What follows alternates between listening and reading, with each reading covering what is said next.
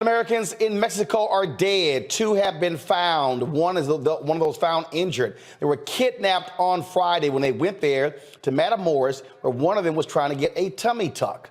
Folks, this is video showing them being kidnapped on Friday. The 4 individuals, folks, Latavia Tay McGee, Shai Woodard, Zendo Brown, and Eric James Williams, again, traveled to Mexico from South Carolina for a tummy tuck procedure. The mother of one of them said she told her daughter, do not go, but she said it was going to be safe. But they ran into the Gulf cartel, which dominates Matamoros. The U.S. State Department has advised Americans not to travel to the Mexican state due to the risk of crime and kidnapping. And the FBI got involved, had a $50,000 notice out, information leading to where they were. They partnered with Mexican law enforcement agencies as well.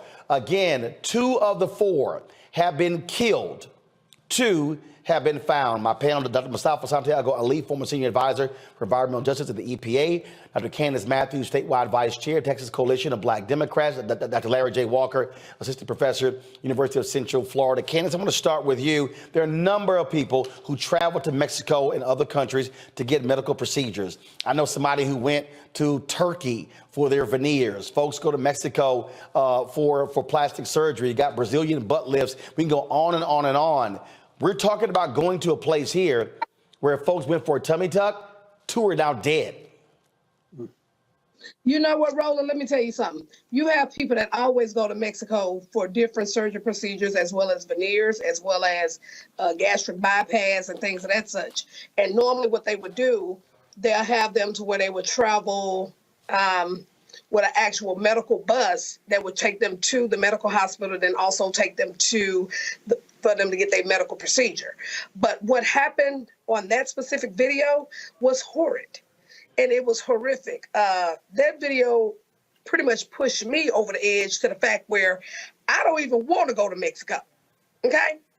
Because one, what I'm interested in at this point right now, what is it that the U.S. is going to do? What type of plan do they have in place to retrieve our brothers and sisters?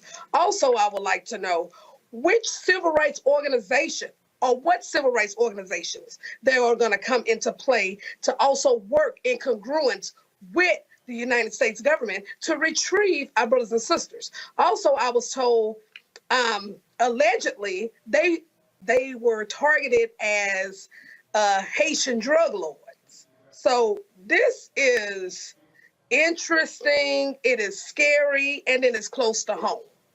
Look, this is real simple, Mustafa. You don't know what you're walking into when you go into a foreign country. You don't know who's controlling what area.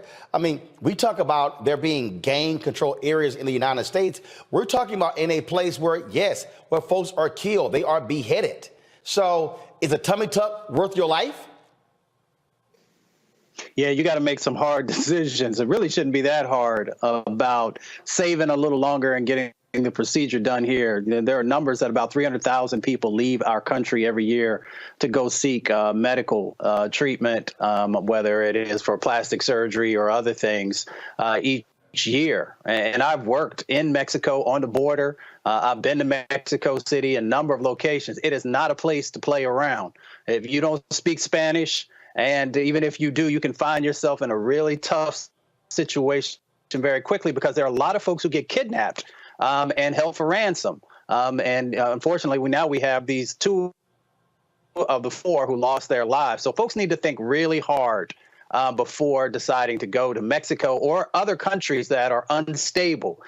Remember that the cartels really play a significant role in running government there when you really understand from a foreign process of what's really happening in that space. Bottom line.